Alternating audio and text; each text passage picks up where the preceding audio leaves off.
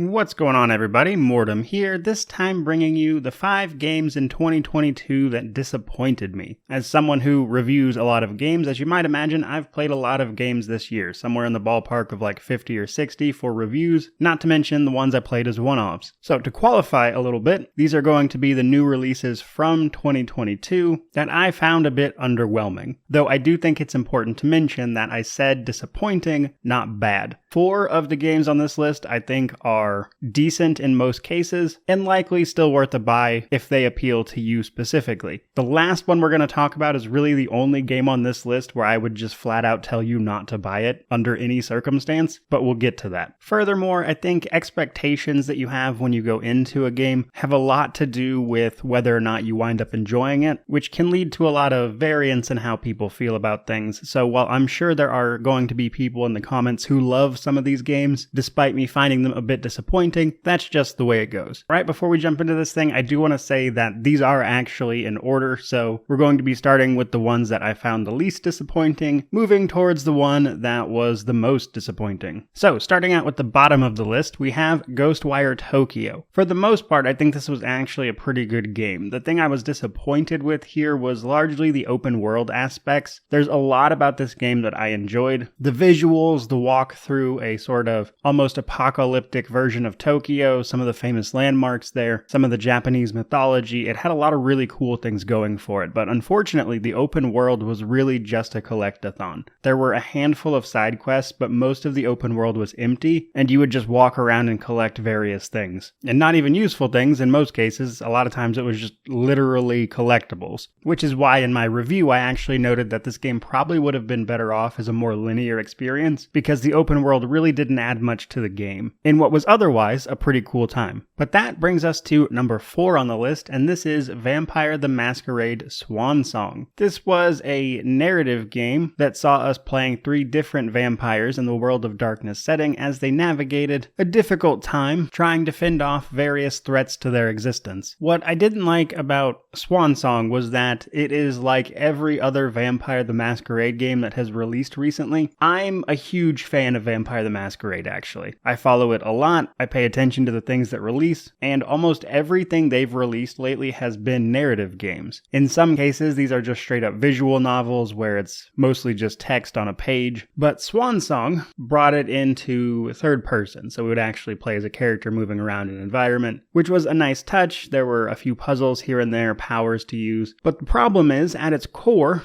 it's the same game that they insist on making for this franchise over and over and over again, in that it is a primer for 5th edition VTM, the tabletop RPG. All it really does is explain basic concepts of what the TTRPG is about, and providing you a number of set characters to play through a small story with. And every time they release one of these, it reminds me that Vampire the Masquerade really peaked all the way back in, I believe it was 2004, with Vampire the Masquerade Bloodlines, which was a fantastic RPG that entire franchise has yet to top. We might eventually see Bloodlines 2, hopefully, which maybe will do something new, but as it stands, I just wish they would release a different kind of game, because everything they've released recently feels like the same game with different characters. But that brings us to number 3 on our list, and this is Dying Light 2. Dying Light 2, of course being the sequel to Dying Light, changed a lot of things, and I think it kind of lost what made Dying Light so cool in the first place. Dying Light 2 really honed in on the RPG mechanics of the first game, as well as opting for a more, let's say, traditional AAA world map, sort of Ubisoft style. And because of this, Dying Light 2 kind of felt like a very generic open world AAA game that you see kind of a dime a dozen these days at that level, which is a shame because the first Dying Light, while hardly a perfect game, had a lot of unique feel to it. The combat felt really good, the parkour was cool, and while there were certainly RPG elements to things, like the weapons for instance, Dying Light 2 kind of went all in on that stuff and really lost the magic of what made the first one special to begin with. And while I would hardly call Dying Light 2 a bad game, like if you buy it, you're gonna get your money's worth out of it, It just feels so much different from the first one that it could be any generic zombie apocalypse game as opposed to Dying Light 2, which was a real bummer for me. But that brings us to our second entry on the list, and this is Elex 2. If you watch the channel much, you'll know that I really enjoyed the first Elex. I thought it was unique. It's from Piranha Bytes, who's kind of known for a certain style of game. But the reason I found Elex 2 to be such a lackluster sequel is that it was basically just copy-paste from the first game. They changed almost nothing. They invalidated many of the choices from the first game by picking not just canonical choices, but having the main character of the series romance a specific person and have a kid, which isn't inherently a problem, but again, there were choices in the previous game about who you could romance. So if there was any situation where you could have implemented a save import system and brought some choices forward, this would have been it. But honestly, the biggest thing I didn't like about this was just the copy-paste. The map is almost identical, and a lot of it looks somehow worse than the first game. They did add a couple of new factions, but these factions are so incredibly small that they don't really add much. In fact, you can't even join them outright. They become a side option to other factions that you have to join first. And while they did expand some things, such as the jetpack combat and jetpack in general being expanded, for the most part, it just feels like a slightly worse version of the original game, which was a little jarring with how much I had enjoyed the first Elex. Though the one saving grace for Elex 2 is that apparently it's a lot easier to mod, and because of this and some of the improvements on the things they did expand, you will see a lot of people enjoying this one specifically for that reason. But the base game I do think is just not quite as good as the original. But that brings us to the number one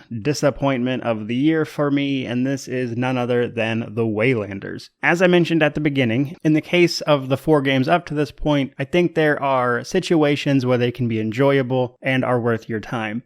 In the case of the Waylanders, it simply isn't. This is the only game on this list I would absolutely tell you not to buy, because it's outright broken and it's not going to get fixed. It was supposed to be a game inspired by Dragon Age Origins, obviously with a different art style, but a lot of the core gameplay, that's what they were going for. And believe it or not, that part actually somewhat works. The real issue here is that most of it is just borderline unplayable. There are game-breaking bugs everywhere. Oftentimes you have to complete things in an incredibly specific way, or the game will bug out on you. Other times it will just bug out on you just because. And the game has been largely abandoned. And while I don't think the studio technically dissolved, they did have to basically lay off everyone after the disaster that was the launch of this game, which is really accentuated by the fact that what's here did have promise. If everything that was in this game was in proper working order, it would actually probably be a pretty decent title for most people. But the issue is that you'll probably never see the end of it because there are numerous game-breaking bugs. It is possible to finish the main story, again, if you're willing to work around many of the bugs. However, there are multiple side quests that literally cannot be finished, which all of course means that this game is disappointing because they released a